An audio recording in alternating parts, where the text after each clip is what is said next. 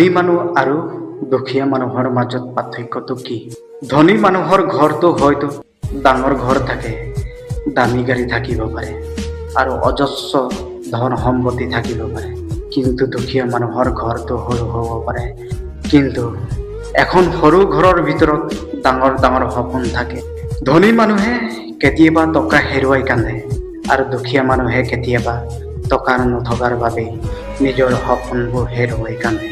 এজনৰ বাবে টকা কমি যোৱাটো সমস্যা, কিন্তু আনজনৰ বাবে টকা নথকাটোৱেই জীৱনৰ আটাইতকৈ ডাঙৰ সমস্যা।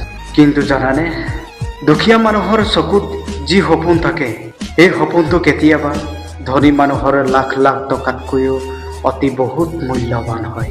কাৰণ দুখীয়া মানুহে জানে এটা সৰু সুখ পাবলৈও কিমান কষ্ট কৰিব লাগে।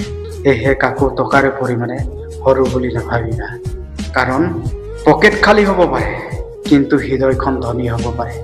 আৰু হয়তো এদিন এই সৰু সপোন দেখা মানুহজনেই নিজৰ কষ্টৰ জোৰত ডাঙৰ মানুহ হৈ উঠিবও পাৰে ভৱিষ্যতে।